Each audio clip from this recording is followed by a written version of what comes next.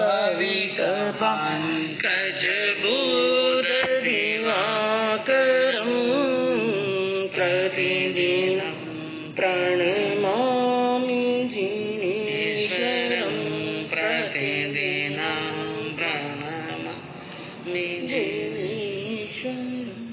बार बार नहीं आवे रे मौका तिरने का, बार बार नहीं आवे रे मौका तिरने का।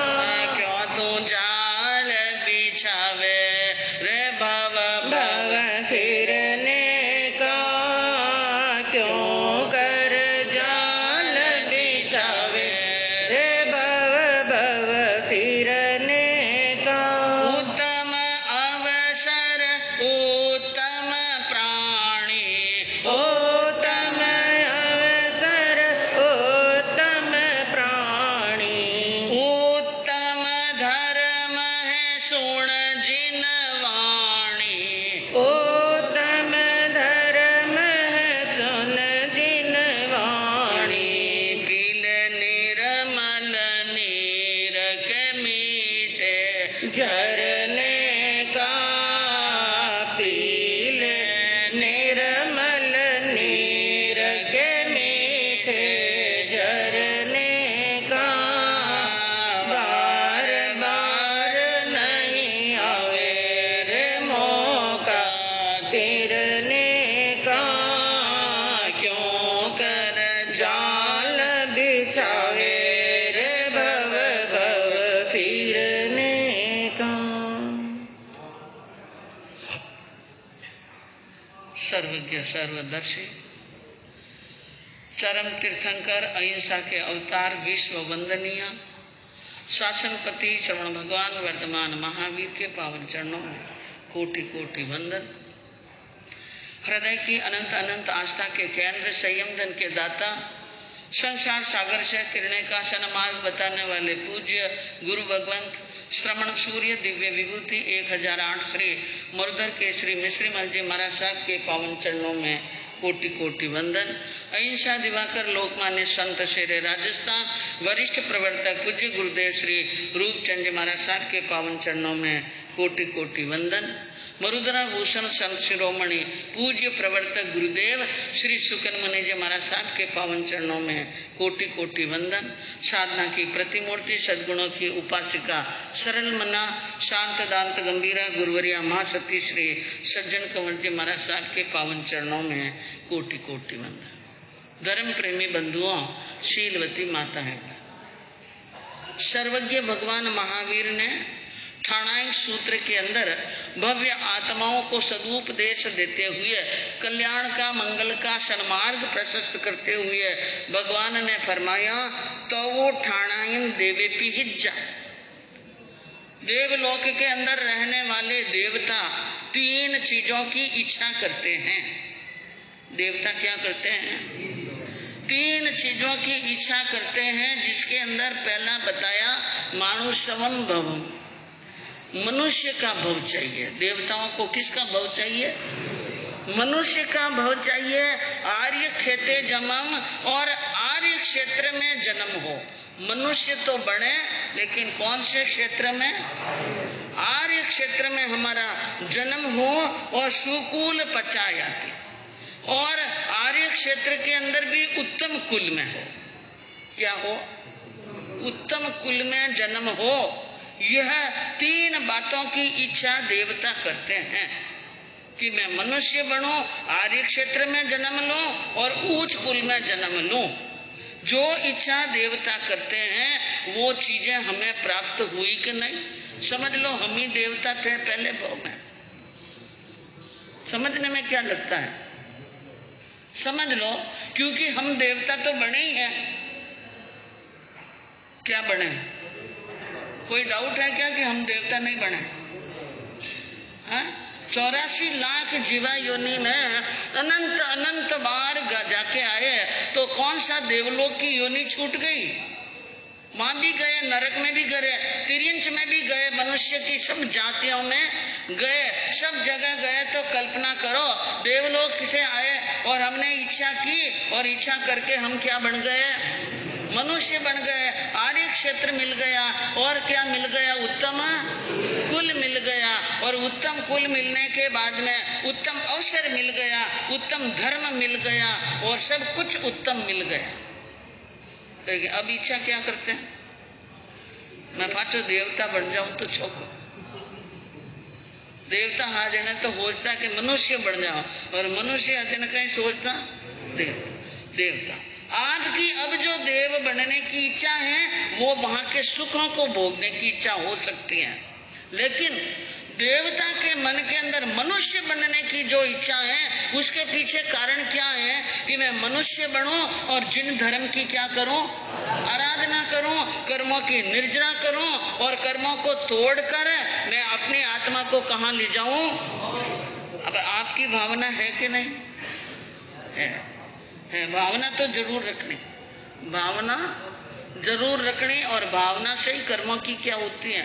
निर्जरा। और भावना जब पक्की और पक्की बिल्कुल पक्की होती है तो निश्चित रूप से हमें मोक्ष की क्या हो सकती है? प्राप्ति हो सकती है। तो जीवन के अंदर मनुष्य का जन्म पाया।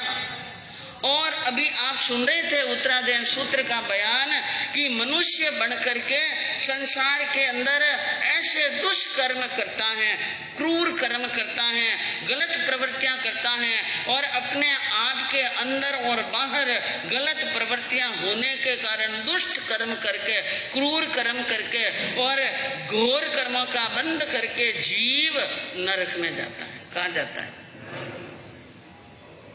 अगर हमने मनुष्य जन्म प्राकर के वापस मनुष्य जन्म आर्य क्षेत्र उत्तम कुल धर्म नहीं प्राप्त किया तो हम हार गए। क्या हो गए? हम हार गए। और हम जीत गए कब? कि हमें कर्मों की निर्जरा करके और हमने अपनी आत्मा को क्या कर लिया? अलग। एक मंत्री पर प्रसन्न होकर एक राजा ने कीमती साल दी। क्या दी? कीमती साल दे दी, दुसाला दे दिया। और वो दुसाला बहुत कीमती था, राजा ने खुश होकर के दिया। साधारण व्यक्ति ने नहीं दिया। किसने दिया? राजा ने दिया। वो दुपट्टा और वो जो दुसाला था वो कंधे पर डालकर मंत्री हमेशा कहीं भी जाता तो वो कंधे पर डालकर रखता था। एक समय की बात है, मंत्री जा रहे थे किसी रास्ते में और एकदम छींक आ गई। क्या आ गई? छींक आई और नाक में से श्लेष्मा आ गया। तो जो दुपट्टा पड़ा था ना उससे क्या कर दिया? हाँ, कोई वहां पर खड़ा था, उसने देख लिया कि इन्होंने कीमती साल से नाक क्या कर लिया है? साफ कर लिया है। अब ऐसी कोई हरकत करते हुए देखे, उनकी तो कोई मजबूरी रही होगी या कुछ रुमाल नहीं होगा इसलिए कर लिया हो, लेकिन उनको मौका मिल गया। जो व्यक्ति होते हैं ना किसी पर यानी द्वेष या ईर्ष्या करते हैं तो वे मौका ढूंढने का क्या करते हैं? प्रयास करते हैं। और ऐसा मौका उनकी नजरों के सामने हो गया और हो गया तो वो आगे देखे न पीछे और राजा के पास में गया, चुगली कर ली। क्या कर?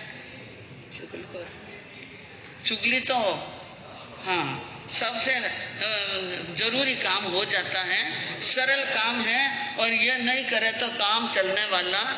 मंत्री जी की चुगली कर ली किसी ने। राजा ने को कह दिया कि महाराज आपने जो कीमती साल दी उन कीमती साल का तो वो दुरुपयोग कर रहा है मंत्री। अच्छा कैसे? कि वो तो नाक साफ कर रहा है। उससे क्या करता है? नाक साफ करता है। और राजा तो कान के क्या होते हैं? हाँ बिल्कुल कच्चे होते हैं। नाक साफ कर लिया। अरे नाक साफ कर लिया, कुछ भी साफ किया आपने दे दी, उसके बाद में वो कुछ भी करे, उनका अधिकार है, वो कुछ भी करे। लेकिन राजा है, अहंकार आ गया, मेरे द्वारा दी हुई कीमती साल की ऐसा दुरुपयोग कर लिया। बुलाया उनको वहां पर और वापिस वो दुसाला ले लिया। क्या ले लिया? दुसाला तो ले ही लिया, लेकिन मंत्री का पद भी छीन लिया। क्या किया? मंत्री का पद छीन लिया, दुशाला ही नहीं लिया, दुशाला भी ले लिया और कुछ अनशंट सुना भी दिया और मंत्री का पद भी छीन लिया। और राजकीय सुख और सुविधा थी उन पर भी क्या लग गया, प्रतिबंध, और कह दिया मंत्री को कि मुंह मत दिखाना। क्या मत दिखाना?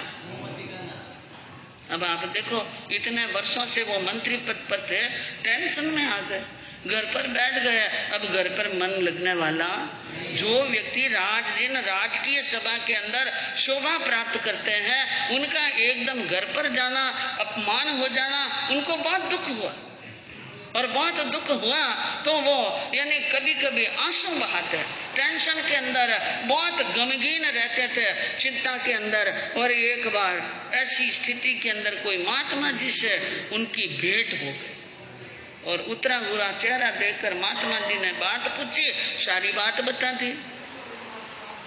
सारी बात बताने के बाद में महात्मा जी ने उनकी बात सुनकर विचार किया, देखो भाई, एक बात कहूं मैं तुम्हें, विराट धरती के छोटे से टुकड़े का एक, ध्यान से सुनना बात, विराट धरती तो बहुत बड़ी, और विराट धरती के एक छोटे से टुकड़े के मालिक मामूली राजा ने और मामूली साल और ये मामूली मंत्री का पद छीन लिया। इसके कारण से तुम उनका दुरुपयोग करने से तुम्हें इतना दुख भोगना पड़ रहा है कि मामूली साल भी छीन ली गई, पद भी छीन लिया गया और उनका दुरुपयोग करने से इतना दुख भोगना पड़ रहा है। परमात्मा का दिया हुआ यह मनुष्य का भव अनमोल रत्न से भी क्या है, ज्यादा है। ये बहुत बड़ी गिफ्ट है और इनका दुरुपयोग अगर तुम पाप करके, गलतियां करके, कर्म बांध करके और दुष्प्रवृत्तियों के अंदर करते हो तो ये कितना भोगना पड़ेगा दुख। या सोचा? क्या कहा? मनुष्य का जन्म पाया और मनुष्य के जन्म का क्या कर रहा है, दुरुपयोग कर रहा है। और उसके बारे में तूने कभी सोचा क्या? नहीं सोचा। जीवन नैया पार हो मेरी, क्या तूने ऐसा सोचा है, आत्मा का उद्धार हो मेरी, क्या तूने ऐसा सोचा है। जीवन नैया पार हो मेरी, क्या तूने ऐसा सोचा है, आत्मा का उद्धार हो मेरी, क्या तूने ऐसा सोचा है। क्या खोया है, क्या पाया है, क्यों तू दुनिया में आया है। क्या खोया है, क्या पाया है, क्यों तू दुनिया में आया है। इतना तो बतला दे रे मुझको, क्या तूने लाभ कमाया है, क्या तूने लाभ कमाया है। यह तन तो है राख की डेरी, क्या तूने ऐसा सोचा है। जीवन नैया पार हो मेरी, क्या तूने ऐसा सोचा है। क्या कहा? जीवन नैया पार हो मेरी। कभी जीवन के अंदर यह विचार आया कि मेरी जीवन नैया पार हो जाए? कभी यह सोचा कि मेरे जन्म मरण छूट जाए? कभी यह सोचा कि मैं सबका त्याग करके मैं अपने परमात्मा के अंदर रमण करूं? और यह जो मुझे मनुष्य का शरीर मिला है, क्या आत्मा का उद्धार कैसे होगा, इसके बारे में चिंतन मंथन किया कि नहीं? क्यों तो यहाँ आए हैं, क्यों मनुष्य जन्म? देवता तो इच्छा करते हैं मनुष्य जन्म की कर्म निर्जरा के लिए, और अब यहाँ बाद सुख को प्राप्त करने के लिए और क्या खोया और क्या पाया। यहाँ आकर के तूने क्या तो खोया है और क्या पाया है, इसके बारे में तूने थोड़ा बहुत भी चिंतन किया या नहीं किया। और दुनिया में आया क्या लाभ कमाया, क्या कमाया, लाभ कमाया। छोटा मोटा बिजनेस करते हैं उनमें भी क्या देखते हैं, इनमें प्रॉफिट कितना होगा, दुकान कहाँ पर होनी चाहिए और इस बाजार के अंदर किस चीज की दुकान करनी चाहिए। तो सोचो मन के अंदर एक इस जन्म की यानी जीवन यात्रा को यानी संपन्न करने के लिए, अर्थ कमाने के लिए बाजार देखता है, दुकान देखता है, वहाँ की डिमांड देखता है और क्या क्या यानी योजना बनाता है। और हमने मनुष्य का जन्म कितनी बार प्राप्त किया, लेकिन जिसके बारे में चिंतन मंथन करना चाहिए था उसके बारे में तो सोचा ही नहीं। विषयों में, विकारों में, आमोद में, प्रमोद में, प्राणियों को कष्ट पहुंचाने में, कर्म बांधने में जन्म का क्या कर दिया, दुरुपयोग क्या कर लिया। और दुरुपयोग करने के बाद में सजा तो भुगतनी पड़ती है। इसलिए ज्ञानियों ने कहा कि मनुष्य को अपने जन्म के अंदर, अपने जीवन के अंदर गुणवान बनने के लिए, अपने जीवन के अंदर पुण्यवान बनने के लिए आप पुरुषों की वाणी में जो उपदेश दिया गया है उन उपदेश को आत्मा के साथ में साक्षात्कार करना, आत्मा के अंदर उनका क्या करना है, हमें अपने जीवन में तोलते हुए आचरण में लाना है कि हम अपने जीवन को धीरे धीरे क्या करें, हम जीवन के अंदर धीरे धीरे ही सही परिवर्तन लाना सीख जाए, मन को मोड़ना सीख जाए। और धीरे धीरे जब हमारा मन सन्मार्ग पर लग जाएगा तो कर्मों की क्या होगी, निर्जरा। हमारे अंदर न तो इतना संगण है, न इतनी हमारी आत्मा की शुद्धि है, न इतना बल है, न इतनी प्रज्ञा है। जो काम महापुरुष चतुर्थ आर्य में कर लेते थे वो काम अब हमारे से होने वाला नहीं है। दिन दिन हर चीज में क्या आ रही है, क्षीणता आ रही है। लेकिन इन क्षीणता के अंदर भी जो कुछ भी हमें उपलब्ध है, जो कुछ भी शक्ति, जो कुछ भी प्रज्ञा, जो कुछ भी ज्ञान और जो कुछ भी हमारी योग्यता है उनके अनुसार जितना हो सके उतना तो करें। यूं नहीं कि बिना वेचू माणी वेची सा, मैं खाडा में पड़ी तो मैं खाडा में पड़ता हूँ सा है। अगर ऐसा रहा तो फिर तो कल्याण होने। मनुष्य देव वापिस देव बनना भी हाथ की बात नहीं, और देव बनकर के फिर मनुष्य जन्म की कामना कर भी ले, लेकिन कामना करते करते तो क्या निकल गए, लाखों जन्म नहीं करोड़ों अरबों और अनंत जन्म निकल गए। आत्मा को जगाना सीखना है बंधुओं, और आत्मा जिस दिन जाग जाएगी, सन्मार्ग पर लग जाएगी, उस दिन हमारी आत्मा की यानी कर्मों की क्या हो सकती है, निर्जरा हो सकती है। आपके सामने वर्णन चल रहा था अंजना सती जी के जीवन का। अंजना सोच रही है कि मैंने यानी अपने पति के उस रूठे हुए भाव, विचार और व्यवहार को देखकर तरह तरह के विचार आए कि मैंने पत्र लिखा और पति ने पत्र पढ़ा ही नहीं, फाड़ दिया।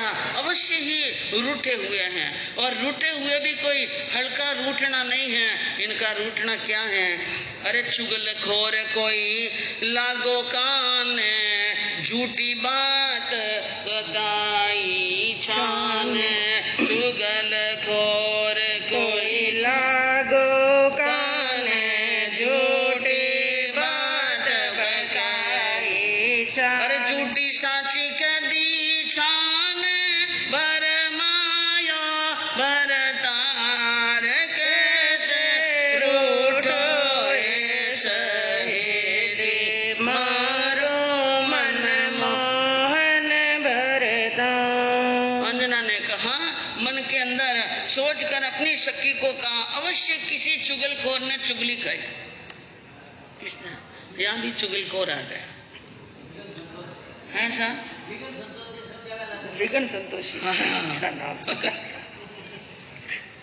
तो कहते हैं कि चुगली उगली खीर है और काग कूतरा खाए। चुगली उगली खीर है और काग कूतरा खाए, बड़ो मनस टल निकले शामो जोवे ना है। चुगली को ज्ञानियों ने क्या बताया? उगली हुई खीर। क्या है? खीर खाई, बढ़िया खीर खाई, जोरदार खीर बनाई। आपके यहाँ जैन भवन के अंदर पिस्ता, काजू, बादाम, केसर, दाखा सब डाल करके जबरदस्त बनाई। 2-4 बाट के भर करके खीर पी ली और पीने के बाद में हाथों हाथ क्या हो गई? उल्टी। जो खीर जो पेट में से वापस निकली वो उल्टी वाली खीर और चुगली एक जैसी है। उल्टी हुई खीर और चुगली एक जैसी है। काग कूतरा खाए। चुगली कौन खाता है? उल्टी खीर कौन खाता है? जो उगली हुई खीर कौन खाता है? कौवा या कुत्ता खाता है। चुगली कौन खाता है? सोच लेना। तो काग कूतरा खाए, भलो मनुष्य टल निकले। रास्ते में उल्टी की हुई खीर भी पड़ी हो, भले काजू दिख रहे हो पूरे के पूरे साबुत के साबुत, भले दाखें दिख रही हो, बादाम दिख रही हो और केसर की पत्तियां भी दिखती हो, तो वहां खड़ा रह करके कोई देखेगा क्या? समझदार तो देखने वाला। भलो मनुष्य टल निकले, भला मनुष्य होगा वो तो टलकर निकल जाएगा। शामो जोवे ना, सामने भी देखना पसंद नहीं करता है। तो जो इंसान है और जो इंसान गुणवान है, जो पुण्यवान है, धर्मात्मा है, संस्कारवान है, वे चुगली नहीं करते हैं। अंजना ने कहा चुगली कर ली और मेरे पति पवन देव को यानी किसी ने साची झूठी बात कर दी है, इस कारण से वे भ्रमित हो गए हैं। एक बात ये बात कही, दूसरी बार कहा या कोई गलती हुई है हमारी, जिन सौंपियोड़े करे खुआरे, और जिन सौंपियो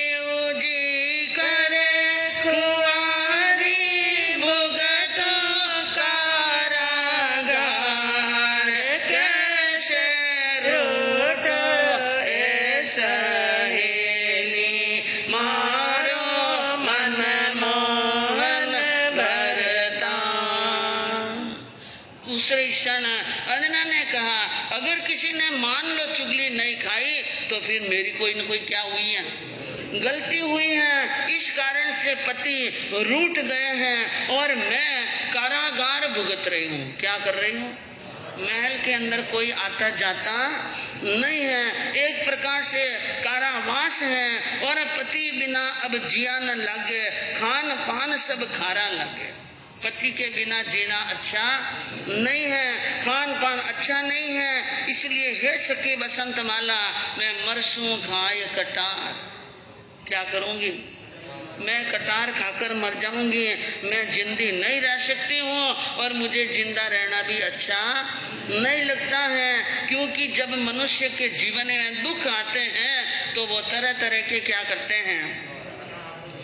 विचार करते हैं। आर्त ध्यान कर रही हैं अंजना। क्या कर रही हैं?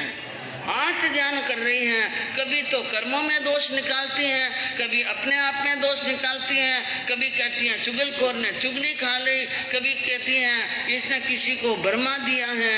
इस प्रकार आर्त ध्यान कर रही हैं। ऐसे आरती करती पति बिना सते अंजना प्रीतम कारण झुरे झूरना, प्रीतम कारण झुरे झूरना, छोड़ा सब श्रृंगार दे धन सते अंजना, साचे सतवंते द्राक्षे शील में। आर्त ध्यान करती हुई, चिंता करती हुई, आंखों से आंसू बहाती हुई सती जुड़ना जुड़ रही हैं। और कहा अपनी सखी को मैं रोज रोज सज धज करके तैयार होती हूँ, लेकिन स्वामी आते नहीं हैं। और अभी ये पत्र ही फाड़ दिया। इसका मतलब तो जिनको कागज का यानी एक पुर्जा खोलना अच्छा नहीं लगा, जिनको अक्षर देखने अच्छे नहीं लगे, वे मेरा मुख देखने के लिए आने वाले नहीं हैं। इसलिए मुझे कोई श्रृंगार नहीं करना, न स्नान करना, न विलेपन, न आभूषण, न सुंदर वस्त्र धारण करना, न सजना और न समरना, कुछ नहीं करना है। मेरे लिए कुछ भी करने की जरूरत नहीं है। ये सब तो है ही। और एक बात हो गई, सती अंजना ने जब शादी करके घर में आई थी और सासू जी के पगे लगी, पग पकड़ाई में सासू जी ने क्या दिया था याद है? 500 गाँव, 500 गाँव, बहुत सारे आभूषण सब दिए। अब वो जो 500 गाँव सासू जी के दिए हुए थे, उनके अंदर गड़बड़ कर दी पवन जी ने। अरे 500 गाँव सासू ने दिया वे खोशिया पवन कुमार, लीना मंदिर मालिया सरे, लीना मंदिर मालिया सरे, नहीं करे साल संभाल जे धन सती अंजना, साचे शतवंती राचे शेल में।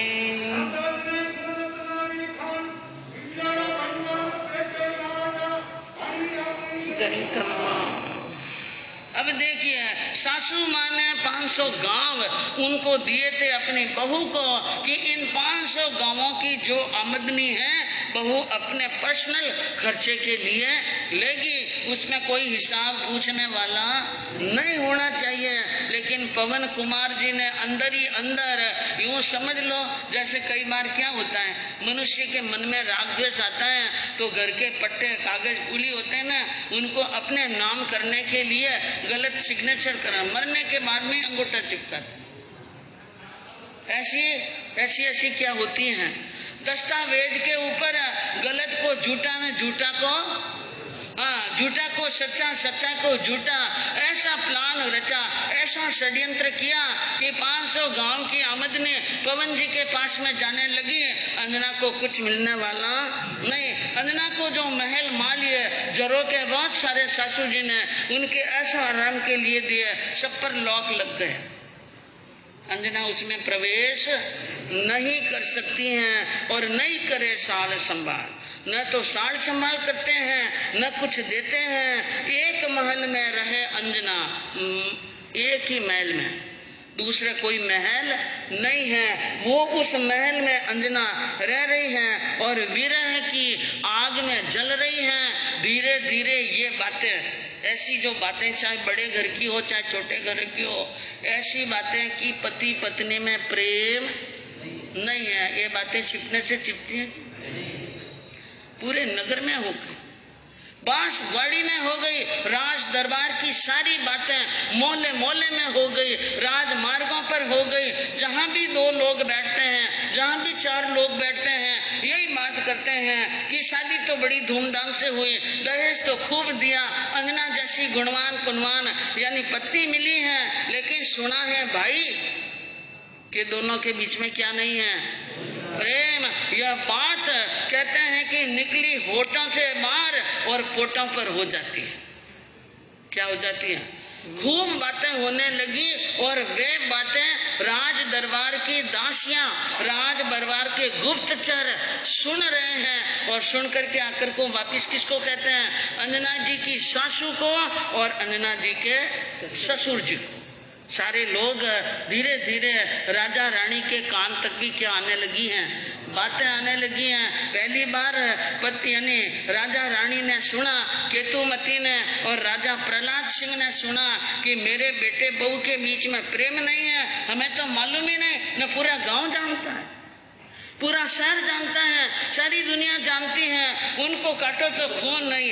ऐसा दुख हुआ और वे दोनों आपस में बात करने लगे, क्या ये बात सच्ची है? तो उनकी पत्नी ने, रानी महारानी ने कहा, दासियों ने मुझे भी आकर के ये बात बताई है, ये बहुत गलत हो रहा है, बहुत गलत हो रहा है। इस बात की खबर राजा महेंद्र सिंह को लगेगी तो मैं तो मुंह दिखाने लायक नहीं रहूंगा। तो अब देखिए, दोनों राजा और रानी अपने पुत्र को समझाने के लिए क्या प्रयास करते हैं, कैसे पुत्र जी समझते हैं और क्या जवाब देते हैं, आगे सुनने से चतारी मंगलम हरिहंता मंगल पंकज बोध दिवाकरम